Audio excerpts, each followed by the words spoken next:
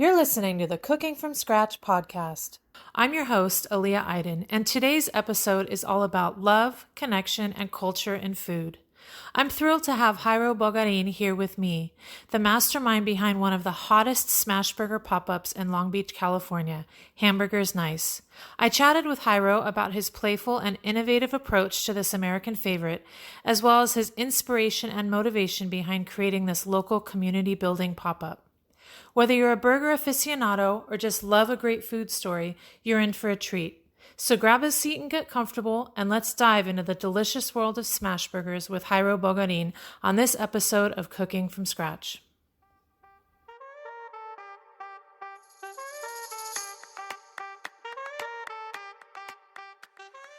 I'm Aliye Aydin, and with over 15 years of cooking in professional kitchens and at home for my family, this is the first non-cooking cooking podcast that shows you how to make your homemade meals easier and more delicious so you can feel inspired and motivated to cook in the midst of your busy life. We go behind the scenes and tap into the stories and inspiration of chefs, bakers, farmers, and other culinary professionals to reveal what they're up to in their kitchen right now and what their favorite at-home dish is to cook from scratch. This is the Cooking from Scratch podcast. So, welcome to the Cooking from Scratch podcast. I'm here with Jairo Bogarin from Hamburgers Nice, and I'm really excited to have you here today. I want to learn all about the smash burger. So, thank you for being here with us. Super happy to be here. I feel like you and I have a similar love language with food. Yes, so when definitely. you first asked me, Definitely. So I and was like, oh, perfect.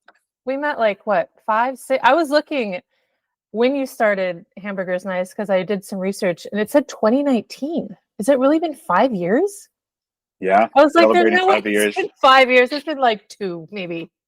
It's been Right. 5. It's been 2 of doing it full time. So it definitely these last 2 I have definitely felt. But the first few years, it was a day off project, and the pandemic unfolded. Right. So Right. kind of a time warp, to be honest. Yeah, totally. So what is Hamburgers Nice for our listeners who don't know? Hamburgers Nice is a burger pop-up. It's a breakfast pop-up.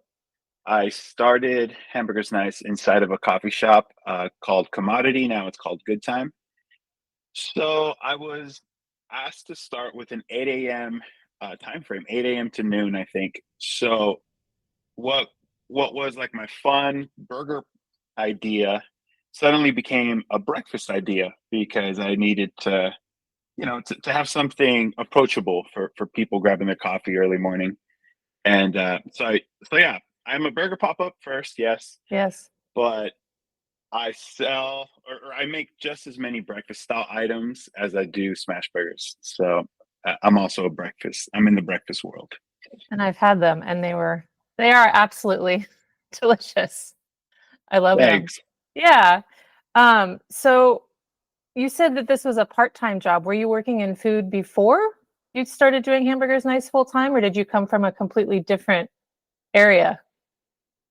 Definitely food adjacent. Okay. I was working in breweries, Okay. but I was organizing food pop-ups at the brewery.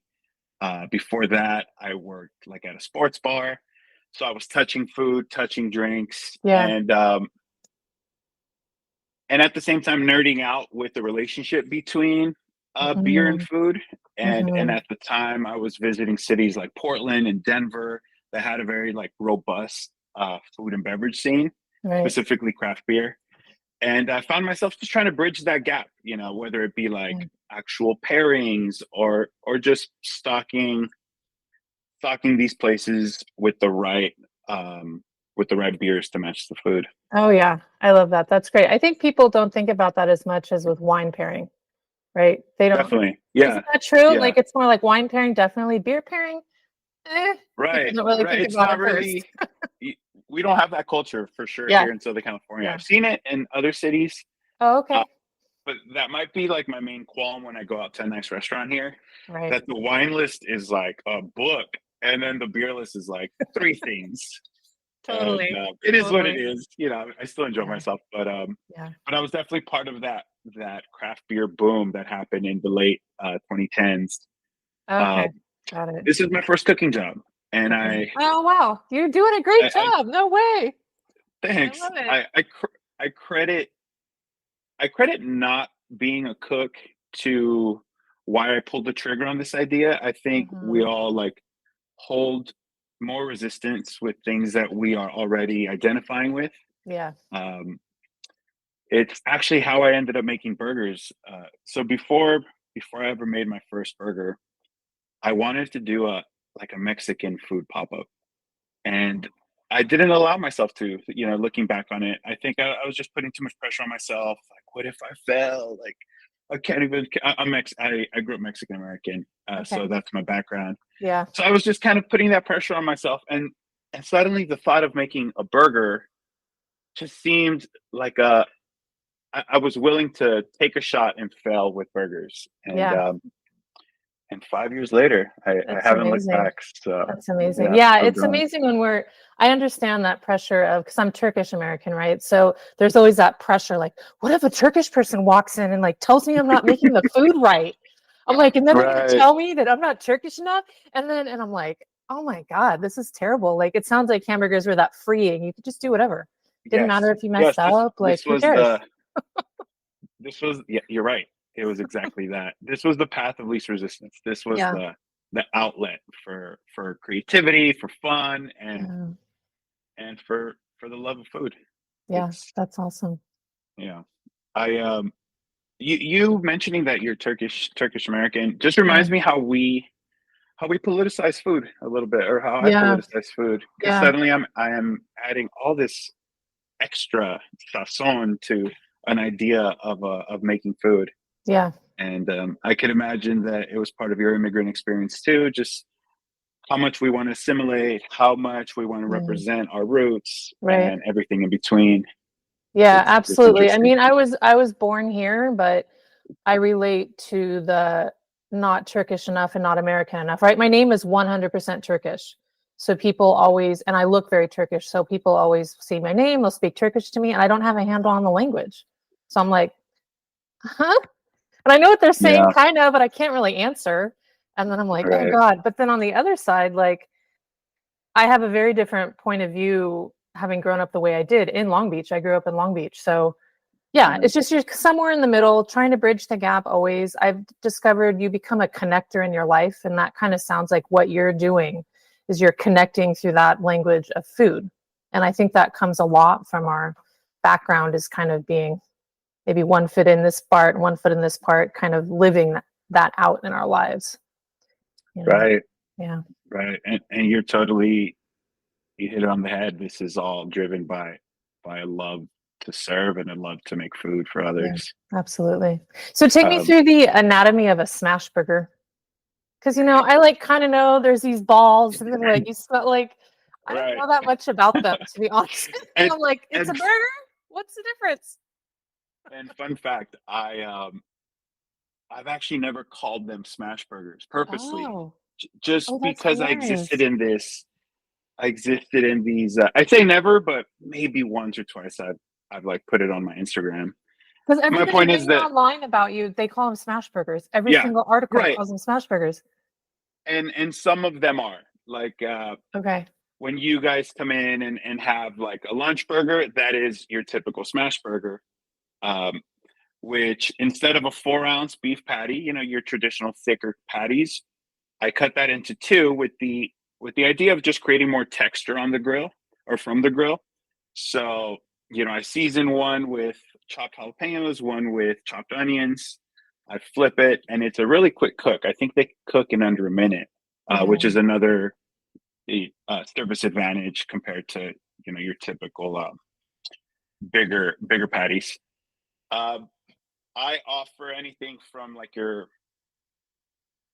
traditional ketchup mustard spread pickle option to the funkier fun options. Sometimes I think lately I've been making a like a corn elote slaw burger and having Nice. a lot of fun with that. Just trying to separate, my products from every other smash burger I see on my own feed, Hmm. but also just having fun, not caring, Yeah. hoping that people will like the food. Yeah. It's always it's always interesting. I now live with my girlfriend, which is it's been great to bounce stuff off of her Nice. because most of the time I'm in my head like, like this sounds good to me, but is it going to translate or like how do I describe this new burger with roasted poblano peppers? Uh, Right. yeah, I'm having fun. I'm Yeah, having fun it's with it. always nice to have that outside eye or outside palette to get you out of your own head.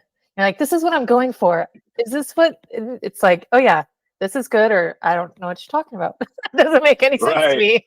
I right. do look forward to your Instagram posts, your weekly list of what there is. Definitely makes my mouth water. And I love seeing how you're creating every week. It's not just like, come get a smash burger. It's like, well, this week we have the roasted poblano or this and that. And always like, that's interesting. It makes me want to stop by. I mean, I live close by to Good Time, so it's easy for me to stop in, but it definitely draws people in, I think. I think you're doing a great job with that, like expressing that creativity through your offerings. Definitely. Th- Thank you for saying that. Yeah. I need to hear it more often. I don't Yeah. ask for the feedback, so you could imagine. I mean, I'm alone here in this room, and I'm just Right. is, do I need to come out with something new today, or Mm. it's always a balance of managing my own time, my personal time, my Yeah. work time, and Yeah. finding the right ingredients. Absolutely. As much as I would like to, for instance, make like fried chicken sandwiches this week, I run a very tiny operation in a Yeah. very limited kitchen, so Absolutely. it presents hurdles every week, and Hmm. sometimes I have to kind of bring myself down from these awesome ideas Right. and just stick to something more functional or more practical, Yeah. What can I get like done? right, like Yeah. or especially on Fridays, we have a lot of people that come in a 2 hour block, and Yeah. it becomes very functional. Like, okay, how do I get food out faster? Because as Yeah. much as I want to make this one item, I just don't have the structure in place to Yeah. pull it off. Absolutely. One of the challenges of a small operation for sure. I wanted to speak a little bit something you said about like, I'm just over here in my head and I don't always get that feedback. I found that challenge a lot when I was cooking in kitchens. I wanted the connection, but I felt trapped in the back. I was like, okay, I'll make the salad again for the 37th time. Like, great. But I didn't have that connection with the people that I wanted to be serving. I just had to assume it was happening. And I think that's Hmm. what's so cool about pop-ups is that when we come to it's for those listening don't know Good Time, it's like a coffee shop slash later at night you can always get alcohol there, but it's a Hmm. really cool space and then it kind of bridges the gap. It has food all day, it has coffee, and it has beer and wine. So you can, to me it's very European. You can come in and you can get your coffee and your breakfast burrito, but then at 5 o'clock when you're there you can get a burger and a beer as well. So I think it's really a cool concept and one that's very open and lends itself to connection. I mean, the kitchen's right Yeah. there. You wave at us whenever we come in, and it's like you're not stuck in the back just churning stuff out. And I think that's one of the beauties of pop-ups. You're like sitting there seeing the person sweating, making your food for you, like, oh, thanks, man. This is really cool. Instead It's of just some anonymous person in the back, like, who made your burger? right, and this would feel way different if I wasn't if the kitchen wasn't open and Yeah, exposed. absolutely. Um, And I have had that before. I've popped up in other restaurants that Uh, has a traditional kitchen setup in the back, yeah. and it feels different. And kind of Yeah. like you said, you're a little disconnected. You're guessing, Yeah. how did how did what was their expression when the food hit the Right. table? Uh, Yeah. so yeah, I think that's one of my favorite parts about this. This kitchen I've been in for years, and I mean, moving forward, I selfishly only want that. Like, I only want Yeah. open kitchens. Yeah. So we'll see. We'll Yeah. see where this goes. That's a unique space there for sure. Do you have an early cooking memory? Do you have like, I was at the I do. EMI, somebody or other, and I was making this? What's your earliest cooking Thanks. I memory? really enjoyed the set of questions or Oh, talking points good. you sent me, which were uh, for our listeners. It was just tying food to culture, to personal experience, to home, to community, and that's where the love exists for me. Right. I just I want to harp on the fact that I got into this with no cooking experience. but a lot of love and a lot of service experience. So I was Right. able to I mean, it's a continual work in progress, but I was able to catch up fast Right. because I knew I wanted to be there connecting to people. Um, Right. I grew up I grew up in a two-parent household. Both parents were working full time, and I'm the oldest of four siblings. Mhm. So I have a lot of early cooking memories. Specifically, my mom in the kitchen whipping up maybe two meals at a time because there was four hungry boys, Right. Oh, wow, all constantly coming. boys too. Man, Yeah, so amazing. so I think being the oldest, I was called on early to, peel this, chop Yeah. this, be careful, chop this, wash the rice, wash the beans. So those are like my earliest memories that I remember just kind of helping my mom, feeling like I'm making making an impact. Right. Um, I remember family campings where my mom would create a line, and we're gonna assemble sandwiches. So, you're in charge of this, you're in charge of that, and those are all really fun memories. Just having to learn how to do the basics, like spreading spread on a piece of bread or cutting Right. something easy. Uh, in my like later childhood, I was home alone a lot after work or after school. So that's when, I fire up the griddle and learn how to make quesadillas with like hot Right. dogs or whatever Right. protein I could like find any Yeah. leftover. Yeah. Um, yeah, those are all wonderful memories, and I can like reach back and take some of that good energy or that love Yeah. um, when called on, I guess. Yeah. Yeah. I love that. That's beautiful. Do you know the first thing you learned how to cook? For me, it's eggs. I remember standing next to my brother. He was a Boy Scout, and they had just learned to cook eggs at like whatever. And he came home. He's like, "You want?" I was 6. He's like, "You want to know how to cook an egg?" And I was like, "Yeah." Like we stood at the stove, and he like taught me how to fry an egg, and I was like, "Wow, my big brother teaching me!" Like that's my funny little memory. It's so random, but he was my big brother. Yeah, I was just like, "Oh, he's like a I hero." do. I do have a couple of those. Like I remember when I moved out of my house in my early 20s, realizing like, okay, I don't have that much money, Right. and the budget I do have, I don't want to spend it on groceries. Right. Like I need to learn how to make beans and rice. And I remember calling my mom, and actually, Oh, I have a little cookbook, nice. and that's how I started my cookbook with the bean recipe and the rice recipe. Perfect. Um, just like the basics, the basics. Yeah. I do have a memory I want to share that has to do with this subject or just being Yeah. inspired to learn something. Please. Yeah. Um, I grew up eating one of my favorite dishes that my parents would make was chicken tinga, which is like a chipotle chicken, pulled chicken, like stew. And we would eat it with tostadas, and it was like spicy and super savory, very oniony, and it was just big, bold flavor. And I think like coming home from high school, I could eat 10 tostadas of that. Fast forward to my early 20s, I remember going out to eat with some friends, and I saw chicken tinga on the menu, and I was hyped because I had never seen it outside of my house. So I ordered it, and it wasn't bad, but one bite in, like something shifted, something clicked, and I thought, oh no, like I need to learn how to cook because this does not reflect like the dish I grew up with. Yeah. And I remember calling my mom, jotting down, in that same little book I mentioned, and just pure inspiration. And to this day, Mhm. it's one of my favorite. It's one of my favorite dishes to throw together. It's kind of like a wow dish. Like I'm like, oh, let me throw something together, but it's big, bold, spicy flavors. So Love it. We'll yeah, have to make that together sometime, or I'll get your recipe. I want, in the long run, I would love to be able to share these dishes that my guests are talking about with my listeners. So I will. I make chicken tinga, but I haven't dialed it in yet. I'm like just watching videos. I'm like, okay, I can do that, and then I make it, and I'm like, okay, I got to say something because this isn't like hitting home. Like, I need a like next to somebody tutorial, not something from a video. You know? when you're in that mode of for me, it's like a self love mode. But when I decide that I'm going to cook something, do you like take me through your, I don't know, your prep, or how Yeah, does the idea yeah. come about, or what are you referencing? For me, it's always the protein. I always start with the protein because I eat really protein focused. So I'm like, okay, what protein do I have around? And then I'm like, okay, well, what flavor am I going with? Because in my head, it's all different cultures. So I'm like, do I feel like Mexican flavors? Do I feel like Asian flavors? Okay, which Asian flavor do I feel like? Am I throwing this? Am I throwing that? Am I going Middle Eastern? Okay, if I'm going Middle Eastern, is it going to be more Mediterranean or is it going to be more Middle Eastern, like a little bit spicier, a little bit heavier? So that's where I'm going at first. So it's component based for me.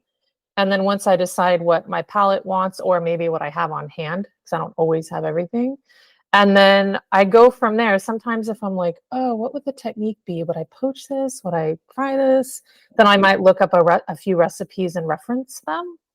But that's how I do it. I go protein plus flavor.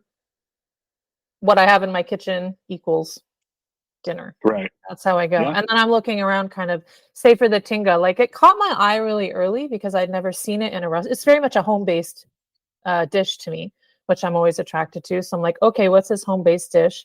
So I'm kind of looking around. And what I find, I think, is that the recipes that are written aren't accurate. So I'm like, it's like this many Roma tomatoes, and then I'll take them, and then I'm like, that doesn't look like what Right. she's doing in the video. Right. Like, Right. she wrote that down. That can't be right because this looks like way different. So I haven't spent a ton of time because it's not the food I grew up cooking. So I also don't know exactly what it's supposed to taste like, right? Like the Middle Eastern food, I know what it's supposed to taste like. So I'm like, okay, blah, blah, blah, blah. I can adjust it. Hmm. But the Tinga, I'm Yeah. like, I can see it. I've never had it in anybody's house. I get this is sort of good. But then I'll always like Right. default back to the Middle Eastern version of some kind because that's what I know how to make. Tastes Right. good. Hey, Ed, you just reminded me. I've had your spice blends in my cabinet for years now. Yeah, I bought two from you when you were at the farmers market, maybe yeah. 4 or 5 years It ago. was a while ago, A- maybe 4. a- Yeah, And then maybe 2 years ago, you came to the pop-up and gifted yeah, me a yeah, couple. yeah. And those have been lifesavers when I'm in a pinch in that mode. Like, okay, chicken thighs. I'm like, oh, easy. Hit it with the midnight blend or Right, the Turkish spice blend. Or right. so. Thank you. You've been Nice. a big You're help so in my kitchen. welcome. That has been my goal with that. And now I'm not selling the blends, but I'm trying to get people to see that they can just reach into their cupboard, put a few things together, and do that. That's how I cook, Right. component based cooking. Right. It's the best way to do it. Is that how you cook? Is like component based Yeah. as well? I mean, I think it's a I really think chefy kind of thing to do from what I've picked no up. component based makes a lot of sense. I keep a lot of chicken thighs in the fridge. A lot of chicken overall, but specifically chicken thighs. I keep like salmon and shrimp frozen most of the time. Yeah, So those are three very common things I can whip together. And the seafood is so fast and time it's so efficient yeah, yeah. where it can go from frozen to fully cooked in half an hour or 40 minutes sometimes. Totally, totally. Um, moving in with my partner, another person like you and I who loves to cook, who expresses love through the kitchen. Yeah. It's been it's been like a wonderful, delicate dance of bringing in two different chef minds. I I was call them just gonna say, how does that cook work? minds. It's a work in progress, and I'll update you on episode 2. But I I'm love half it. kidding. Overall, it's been wonderful. She comes from a different background, so Yeah, suddenly I have Puerto Rican spice blends. yeah. Suddenly, I think she made she made collard greens with some chicken yesterday. My first time eating collard greens outside of a soul food restaurant. Right. Um, and I bring this up because protein wise, she eats a lot of beef and pork, and I love beef and pork. So it's we're dancing to the Yeah, song, a new yeah, song. So like I yeah. see her bringing home chicken thighs, and I'm like, oh, thanks. That's all I eat here. And now I'm looking for good steak, and now I'm looking for like some pork chops, and Yeah, it's uh it's been wonderful. You had asked in the questionnaire or in the yeah, set of questions, yeah, like, what does cooking while tired look like or feel like? yeah, And that's such a cool question because I say this, I've been saying this often, that it's just so loud to me that cooking for someone is my favorite love language. because it becomes effortless if I know someone is going to enjoy my food. Mm-hmm. Um, and interestingly enough, when I lived alone, I've lived alone for years. I don't I don't express that to myself as often as I do to others.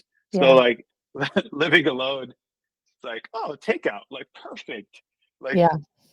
it's to kind of hop over to your takeout versus cooking at home question. Like Right. why do people order out so often? Like why aren't they cooking at home? And I think it's just convenient. I think that the prices at the grocery stores have shifted, or maybe just my perception of them has changed. Where many times I do the math, and eating out is sometimes more It's not, economical I know, right? when I think about the Lately. time saved. Um, Yeah. yeah, so yeah, it's all wrapped around love, Yeah. and it's interesting how we kind of navigate like cost, efficiency, or just like sometimes you just need to eat at home. Like I Yeah. think we went out this weekend and I spent a lot of money. So I'm like, okay, I'm gonna eat out of my pantry. Right. I'm not Right. gonna go to the store for anything. I'm gonna eat out Right. of the pantry. So what are Um, like three things you always have in your pantry? Maybe including your freezer. You already said chicken thighs and salmon right, and right. shrimp. So like, do you have a your non-frozen pantry? Are you always cooking? Do you always have particular things in there that you reach for? Always have eggs. I always have Oh yeah. eggs. Eggs is just yeah. I eat a lot of eggs, and it's easy. It's an easy snack. It's an easy taco. It's an easy just like protein piece. Um, lately, what's always in there? I mean, we always have rice. We always have beans.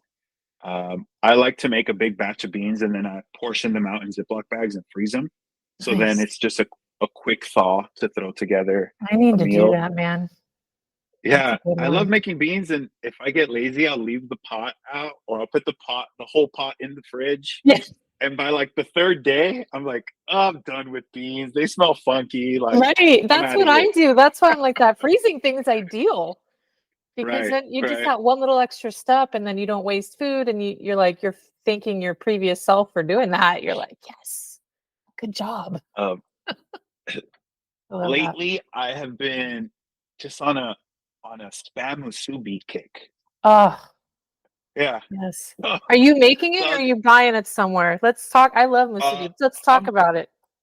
I love spam musubi. I'm making it. I'm making it. Nice. I came across like a perfect sushi rice recipe, Right. uh, and I jotted it down, and it's it's a simple like short grain rice, and then you make the rice vinegar with like sugar, salt, and oil, and it creates like that soft, sticky Mm, rice that you see like at Japanese restaurants. mhm. Um, I'll admit, I have like a little musubi mold Yes, the little thingy. where, Yep. right. So I'll grab some spam. And by the way, I didn't grow up eating spam. I didn't eat spam until like my 20s. And so it's a new, like, wow kind of thing for me. I feel like a lot of my friends, either they're having spam sandwiches out of necessity, or they grew up in like a Pacific Islander Yeah. or Eastern household, and they're Yeah. just like, yeah, spam, whatever. Right. Totally. But for me, it's still like a newfound love. Yeah. Um, but I try to mix it up. Sometimes I'll scramble some eggs and make like a breakfast style musubi. Yeah. The other day, I chopped up some green beans just because they were going bad, and I kind of like made I think it's called onigiri. What you're basically mixing all the Yeah. contents So rice ball in the with stuff rice. in the middle, right? Yes, Yeah, yes. totally. Um, so I'm having fun with that. You That's earlier awesome. you mentioned that you've been on or you mentioned just like, am I cooking something Asian? And I Right, thought to myself, like, I am cooking a lot of Asian inspired things at home right, recently. right. Yeah, that's what I What love. The spam musubi is so it's so fast and easy. Like if I'm out somewhere and I need a snack and I don't want to spend a lot of money, that's like literally one of my first choices. If I can find a Hawaiian place or a right. Japanese place that has musubi, I'm like, yes, that's I know it'll fill me up for a little bit of time. Like it's not going to It's be delicious. insanely expensive. It's delicious, and then I'm like set for a little bit. It's the perfect little. rice and meat snack. We Right. eat a lot of rice and meat in different forms here. Definitely. What is like a like you just mentioned Hawaiian food, which Yeah. is one of my comfort. Like teriyaki chicken is one of my just comfort foods. Yeah. Like So good. even okay teriyaki chicken is still great. You know, it's like that pizza It's mindset. But chicken thighs, right? yeah, Chicken most of thighs. the time. Yeah. So what's kind of like a super comfort takeout option for you? Super comfort takeout. Um, yeah, probably like a noodle or a rice dish that's in the Asian flavored diaspora for sure. Um, because it comes down to how I'm going to feel afterwards too. Like, I really like rice. I grew up eating rice. I do great with rice. I love rice. I love white rice. I don't eat like a ton of it, but I always like eat it with some protein. So I know I'll feel fine eating rice. And then the protein, I try to make sure it's not fried. That's where I get into trouble with not feeling great later. Right. And then just whatever looks the best and the freshest. I tend to prefer beef. Actually, I'll always go for beef, usually over chicken. And that's comfort food for me. Yeah. Rice and meat. And it's so funny that you say that with the comfort food because maybe it says I've gotten older, but kind of always I want to know how I'm going to feel later because it's Yeah. not comfortable later when you're like, oh, it's going to be so good in my mouth, and then an hour later you're like, I feel terrible. Why did I do that? Maybe 10 years ago, uh, I wouldn't have understood that, but Right, I right, understand it so I'm going through it right now where right, I think right, we had pizza the other night right. and I paid for it. And I thought like, what is happening to me? Like I can't eat pizza late night anymore. I know, I know. In the long run, it's Yeah, better. In the short term, it's a little bit like, ah, man. right. I love it. I love it. I love what you said about meaning. Like, this is what I'm trying to convey to people about cooking is that there has to be kind of meaning behind what you do, and that meaning can serve for motivation. And you also talked about love, and people always talk about what goes into food, it's love. And that's great. But I think more descriptive is like the connection. The love is the connection. You're connecting with somebody else by cooking for them. Eugene said yesterday, this was beautiful. He said, I tap into all the people I know that are cooking for other people and know that we're all connected in that way. And that motivates me. We're all like taking care of people and connecting, like kind of across this way, I imagine, like he thinks about this chef or this person he knows who cooks or this person he knows who cooks. And that keeps him motivated and connecting with other fellow cooks, not just with the person that he's feeding. And I thought that was a really beautiful sentiment to kind of pick Mhm. apart this. Why do I do this, anyways? It's a beautiful thing. The love and the connection. It Definitely. is, and I just gotta kind of reiterate how it doesn't matter if you're tired. Like if you're feeling that love and connection, it's passion. You're Right. being driven Right. by passion, and Totally. It comes out. it's a wonderful thing. I'll often complain when I get back from an 8-hour day on the grill. Yeah. I get home and I'm like, I don't want to touch anything hot. Like we're eating something cold, but then as soon as I have an opportunity to cook for someone else, I'm like, oh, what do you want? Like from Right. scratch. Let's do this. And it's I love love. it. It's love. Yeah. Yeah. Yeah, for sure. So what is on the menu for Hamburgers Nice this week? Was it the poblano? I think I saw that. Yeah, No. yeah. This last week we did the roasted poblano, which is kind of a Okay. crowd favorite these days, Nice. and the elote burger, which is that corn Okay. slaw. That Right. I'll make a corn slaw based on the esquite, which is the corn street food you see. So it's Yes. corn, a lot of cotija, um, spices like paprika or chili powder, Right. and then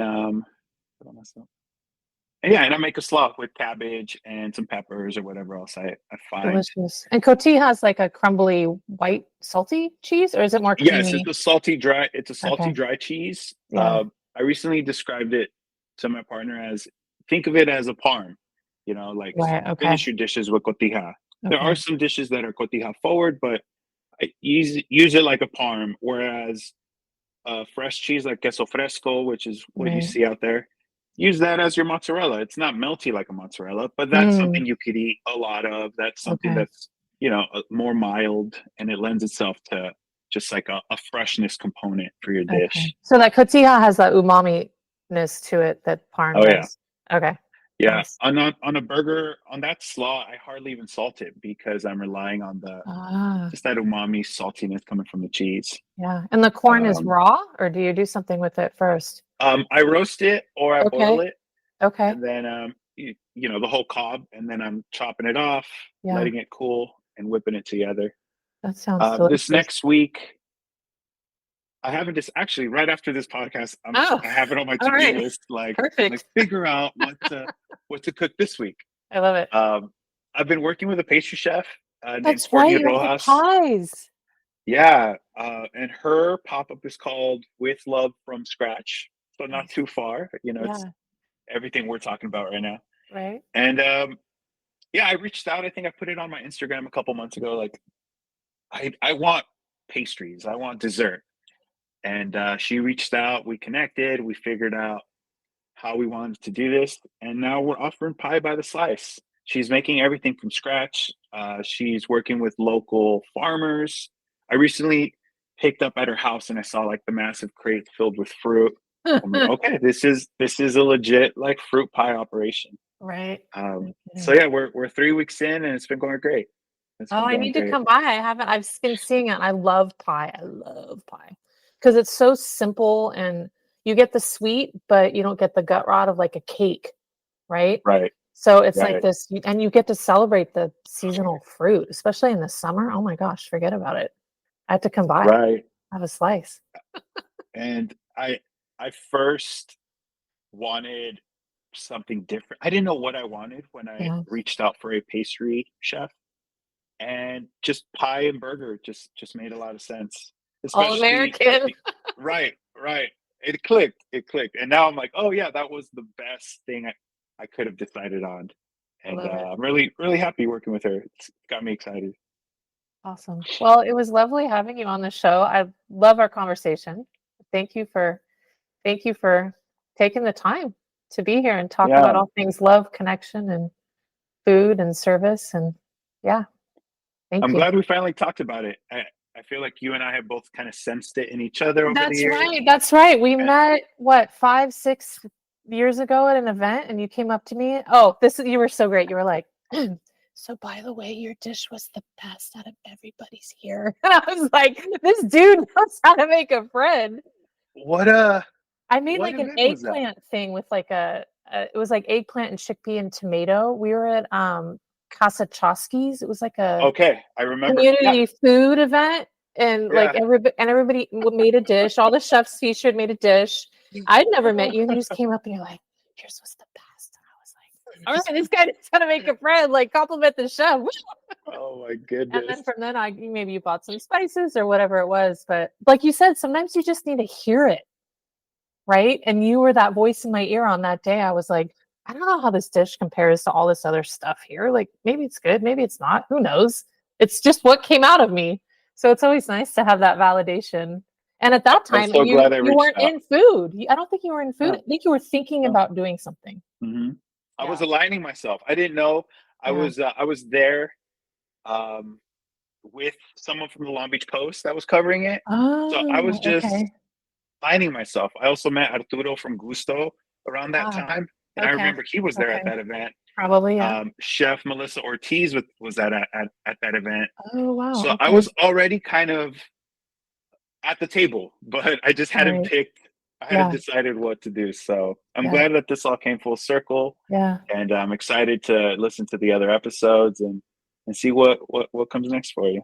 That's awesome. Thank you, Jairo. Have a great day. Thanks again. Thanks. Thank Bye. you.